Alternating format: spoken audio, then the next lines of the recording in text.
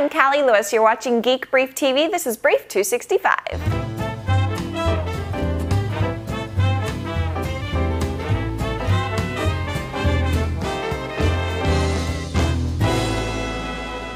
We've used Google Docs, formerly known and loved as Writely, since brief number 20.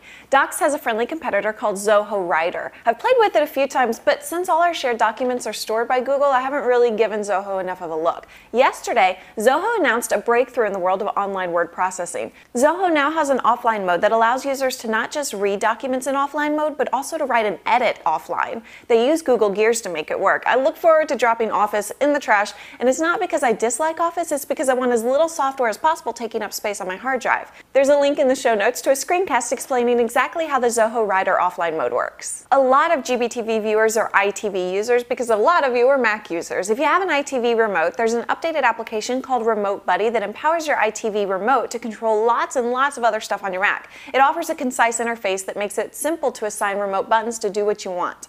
It has built-in support for over 100 applications and system parameters. After yesterday's brief, someone sent an email asking if I could tell them where to find a fireplace video like this. The answer is iule.tv, and it was inspired by a book we found out about at South by Southwest called 4-Hour Workweek by Tim Ferriss. I'm not interested in only working 4 hours a week. I'm interested in finding ways to automate as many redundant processes in my life as I can. Tim's book is filled with solid advice for doing that. Let's talk to him about it. Now, I started reading your book, The 4-Hour Workweek, after South by Southwest, and I would talk about it to somebody and I would wind up giving the book away to them, so I'd have to go buy another copy, and then I would talk about it to somebody else and I would give away that copy. So I actually bought 3 copies before I finished the book. You did a great job with it. Oh, thanks. I have no desire personally to only work 4 hours. Right. But what your book does is it gives very practical instructions for setting up businesses in a way that they just kind of run themselves. So that's what it's really all about, right? It is definitely one of the options in the buffet of lifestyle design, so to speak. The 4-Hour Workweek, the title is very often misunderstood and misinterpreted in the sense that, like I'm sure you've noticed, it's definitely not about inactivity or being idle. It's about creating that time and allocating it to the things that you actually want to spend time doing.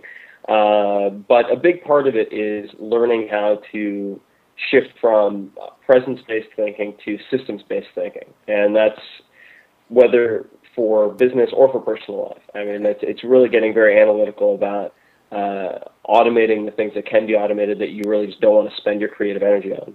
So I want you to tell me about Lit Liberation. What's it all about? So Lit Liberation really began as an experiment. I recognize that in my life I've had some opportunities that wouldn't have been afforded to me had I been born somewhere else or in a different, simply in a different social class or socioeconomic class.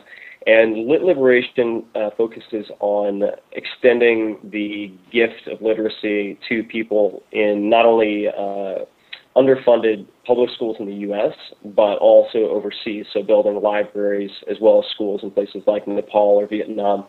And recognizing that the only way, in my opinion, to break the cycle of poverty, whether that's in the U.S. or elsewhere, is to empower people. I don't believe that charity works terribly well. I think that when you give people the tools to become self-sufficient, that's really when you're able to intervene and make a difference, not only for one person, but for the generations that follow. And in particular, Lit Liberation focuses on education for girls overseas, because it's essentially when you educate a girl, you educate a woman, therefore a mother, and men, I guess, are more likely to blow it on, who knows, gambling and gambling and women and race cars and all sorts of things. Women tend to be better suited to actually educating an entire family, so the trickle-down effect is much stronger. And people can find you at 4hourworkweek.com, right? That's right. Yeah, 4hourworkweek.com, F-O-U-R, or however you choose to misspell it. Thank you, Tim. Oh, thanks so much, Callie. There's a link in the show notes to my full conversation with Tim. It's about 12 minutes long. I'm Callie Lewis, and I used promo code GB2 to register iule.tv at GoDaddy.com. Thanks for watching.